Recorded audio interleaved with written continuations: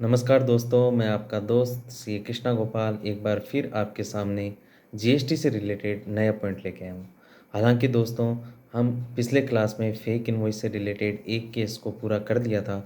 अब मैं fake invoice से रिलेटेड दूसरे केस में आपको बताना चाहूँगा, लेकिन मैं सबसे पहले उसके बारे में आपको रिकेप देना चाहता हूँ जो हमने पिछले क्लास में डिस्कस किया था। हमने दोस्तों पिछले क्लास में ये डिस्कस किया था कि हमने एग्जाम्पल लिया था कि ए एक सप्लायर है। वो क्या करता है कि इनवॉइस इशू करता है और आगे एक्चुअल में किसी भी प्रकार की सप्लाई नहीं करता है। उसका काम बस यही है, इनवॉइस इशू करना और आगे किसी भी प्रकार का सप्लाई नहीं करना। इसका मतलब ये हुआ कि वो आईटीसी रॉन्गली पास आउट कर रहा है। तो इसके अंतर्गत जो पेनल्टी के प्रोविज़न है वो 122 की सबसेक्शन 1 के क्लोज 2 में लगेंगे, और जो पेनल्टी की अमाउंट है वो मैक्सिमम हो सकती है जितनी उसने आईटीसी पास आउट की है, या 10,000 रुपये विच और इज हायर। तो दोस्तों, इसमें हमें सबसे जो इम्पोर्टेंट बात याद रखनी है कि इसमें जो पेमेंट किया जाएगा वो पेनल्टी हेड के अंतर्गत किया जाएगा। मतलब उतनी अमाउंट सीजीएसटी के अंतर्गत जाएगी और उतनी अमाउंट एसजीएसटी के अंतर्गत जाएगी। और जो पेनल्टी का प्रोसीडिंग होगा वो 127 के अंतर्गत होगा। पेनल्टी का प्रोसीडिंग का मतलब है कि जो भी शो कॉज नोटिस और जितने भी पेनल्टी की प्रोसेस होगी वो 127 के अंतर्गत की जाएगी। तो दोस्तों, हमने इसमें सबसे ज़्यादा जिस बात पे जोर दिया कि वो एमसीक्यू से रिलेटेड क्वेश्चन आ सकता है कि इसके अंतर्गत जो अमाउंट दी जाएगी एसएससी के द्वारा वो पेनल्टी हेड में दी जाएगी, उतनी अमाउंट सीजीएसटी में उतनी एसजीएसटी में, क्योंकि यहाँ पे कोई प्रकार की सप्लाई हो ही नहीं रही है।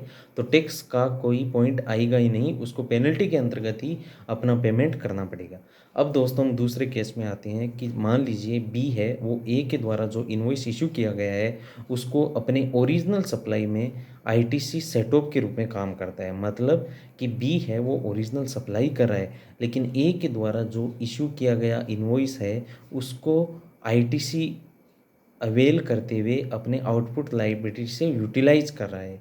तो इसके केस में जो पेनल्टी के प्रोविज़न है वो 74 में लगेंगे, और 74 बोलता है कि उसको टैक्स, इंटरेस्ट, पेनल्टी सब कुछ देना पड़ेगा। तो दोस्तों, इसमें देखो मेजर डिफरेंस यही है कि ए क्या कर रहा है कि इनवॉइस इशू कर रहा है, बी क्या कर रहा है कि ओरिजिनल सप्लाई भी कर रहा है, लेकिन जो पुराना ए के द्वारा बिल इशू किया गया है उसको आईटीसी को अवेल कर रहा है और यूटिलाइज कर रहा है अपने आउटपुट टैक्स लाइबिलिटी से। तो इस केस में 74 के प्रोविज़न लगेंगे, 122 के सबसेक्शन 1 के क्लोज 2 का नहीं लगेगा। तो दोस्तों, हमें कंक्लूजन ये याद रखना है कि जहाँ पे टैक्स की मार होती है वहाँ पे 74 के प्रोविज़न लगेंगे, और जहाँ पे केवल टैक्स का मार नहीं किया जाता है, मतलब कि जिस केस में सप्लाई होती नहीं है, जैसे कि ए के द्वारा केवल इनवॉइस इशू करना और किसी भी प्रकार के एक्चुअल में सप्लाई नहीं करना, तो उसके केस में हमेशा पेनल्टी की प्रोविज़न 122 के सबसेक्शन 1 का क्लोज 2 लगेगा। तो दोस्तों, हम पेनल्टी भी इसलिए जोर कर रहे हैं कि जीएसटी में बताया गया है कि अगर किसी एक हेड के अंतर्गत पेनल्टी लग जाती है तो वो किसी दूसरे सेक्शन के अंतर्गत उसके पेनल्टी नहीं लगेगी। तो हमें दोस्तों एग्ज़ाम में इससे रिलेटेड बात को याद रखना है। मुझे उम्मीद है कि मेरे द्वारा बनाए गए एग्ज़ाम के हैक्स आपके काम आ रहे हैं, आपके प्रिपरेशन में उपयोगी सिद्ध हो रहे हैं। मैं इसी प्रकार अपने एग्ज़ाम के हैक्स बनाता रहूँगा ताकि आपको अपने एग्ज़ाम की प्रिपरेशन में मदद हो सकें।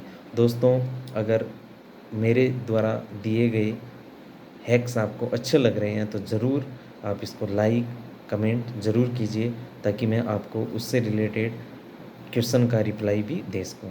Thank you so much.